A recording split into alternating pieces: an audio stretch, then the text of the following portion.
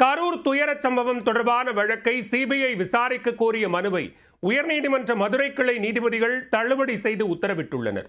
மேலும் தாவேக்காவின் ஆனந்த் மற்றும் நிர்மல்குமாரின் முன்ஜாமீன் மனுக்களும் தள்ளுபடி செய்யப்பட்டுள்ளன. வழக்கு விவரம் என்ன?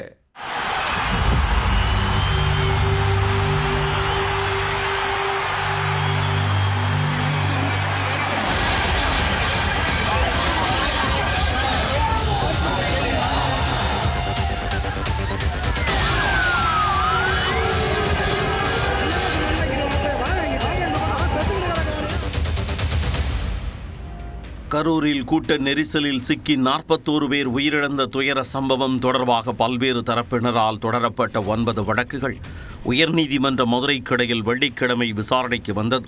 அதில் 7 மனுக்கள் மீதான விசாரணை நீதிபதிகள் ஜோதிராமன், தண்டபாணி ஆகியோர் அடங்கிய அமர்வு முன்னிலையில் விசாரணை நடைபெற்றது. இதில் மிக முக்கியமாக கரூர் வழக்கை சிபிஐ விசாரணைக்கு மாற்றக்கோரி ML ரவி என்பவர் உயர்நீதிமன்ற மதுரை கிளையில் மனு தாக்கல் செய்திருந்தார். இந்த மனுவை விசாரித்த மதுரை கிளை அமர்வு ஒரு வழக்கு விசாரணை நடைபெற்று அதில் திருப்தி இல்லாவிட்டால் விசாரணையை சிபிஐக்கு மாற்றும்படி கோரலாம். ஆனால் ஆரம்ப நிலையிலேயே விசாரணையை சிபிஐக்கு மாற்றுமாறு எவ்வாறு கோர முடியும் என நீதிபதிகள் கேள்வி எழுப்பினர். மேலும் மனுதாரர் பாதிக்கப்பட்டவரா என நீதிபதி கேள்வி எழுப்பிய நிலையில் இல்லை என்று மனுதாரர் தரப்பில் கூறப்பட்டது. இதனால் அதிருப்தியடைந்த நீதிபதிகள் சிபிஐ விசாரணை கோர பாதிக்கப்பட்டவர்களுடன் தொடர்பில் இல்லாத மனுதாரருக்கு என்ன தகுதி உள்ளது, உங்களுக்கும் இந்த சம்பவத்திற்கும் என்ன சம்பந்தம், நீதிமன்றத்தை அரசியல் மேடையாக்க வேண்டாம் என காட்டமாக தெரிவித்தனர். தொடர்ந்து பேசிய நீதிபதிகள், இந்த வழக்கு சிபிஐ விசாரணைக்கு உகந்ததல்ல, கரூரில் உயிரிழந்த குடும்பங்களின் நிலையை எண்ணி பாருங்கள், சிபிஐ விசாரணை கோரி மனு தாக்கல் செய்ய முகாந்திரம் இல்லை என கண்டனம் தெரிவித்தனர். இதையடுத்து சிபிஐ விசாரணை கோரி தாக்கல் செய்யப்பட்ட ML ரவியின் பொதுநல மனு தள்ளுபடி செய்யப்பட்டது. அதேபோல சிபிஐ விசாரணை கோரி பாஜக வழக்கறிஞர் GL மணி உள்ளிட்டோர் தொடர்ந்த அத்தனை மனுக்களும் தள்ளுபடி செய்து உத்தரவிட்டனர். இதனால் தமிழக அரசு சார்பாக அமைக்கப்பட்ட ஓய்வு பெற்ற நீதிபதி அருணா ஜெகதீசனின் விசாரணை அறிக்கையின்படி நடவடிக்கை எடுக்கவே அதிக வாய்ப்புகள் இருப்பதாக பார்க்கப்படுகிறது. இதேபோல் கரூர் கூட்ட நெரிசல் இழப்பீடு தொடர்பான மனுக்கள் மீது நடத்தப்பட்ட விசாரணையில் பாதிக்கப்பட்டோர் தரப்பில் இதனை மனுவாக தாக்கல் செய்யவும் 2 வாரங்களில் விஜய் மற்றும் அரசு தரப்பு பதிலளிக்கவும் உத்தரவு பிறப்பிக்கப்பட்டுள்ளது.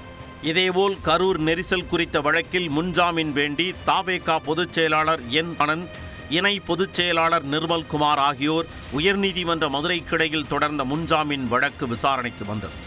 அப்போது சொந்த கட்சி தொண்டர்களை கொல்ல வேண்டும் என்ற எண்ணம் எங்களுக்கு இல்லை. கரூரில் நடந்தது விபத்து, திட்டமிட்ட செயல் அல்ல. விஜயை பார்க்கக்கூடியவர்களை காவல்துறையினர் கட்டுப்படுத்தி இருக்க வேண்டும். வேண்டுமென்றே காக்க வைத்து தாமதமாக வந்தது போல் சொல்கிறார்கள். 7 மணி நேரம் தாமதமாக வந்ததற்கு வழக்கு பதிவு செய்துள்ளார்கள். தாமதமாக வந்தது குற்றமா? போலீஸ் மீது பழி போடவில்லை, குற்றம்தான் சுமத்துகிறோம்.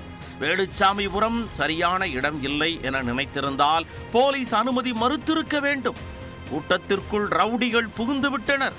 கூட்டத்திற்குள் போலீஸ் ஏன் லத்தி சார்ஜ் நடத்த வேண்டும்? கூட்டம் குறித்து உளவுத்துறை கணித்திருக்க வேண்டாவா என்று வாதம் செய்யப்பட்டது. வழக்கின் விசாரணை முடிவடைந்த நிலையில் தீர்ப்பு மாலை வரை ஒத்திவைக்கப்பட்டது. அதன் பின் மாலை தீர்ப்பளித்த நீதிபதிகள் முன்ஜாமீன் மனுக்களை தள்ளுபடி செய்து உத்தரவிட்டார். இன்றைய விசாரணையில் கரூர் துயரம் தொடர்பாக சிபிஐ விசாரணை கோரிய வழக்கு இழப்பீடு அதிகரித்து வழங்க வேண்டும் மற்றும் ஒரே நாளில் உடற்கூராய்வு செய்யப்பட்டதற்கு எதிர்ப்பு தெரிவித்த வழக்குகள் என மொத்தம் 4 மனுக்களை தள்ளுபடி செய்து உயர்நீதிமன்ற மதுரை கிளை உத்தரவிட்டுள்ளது.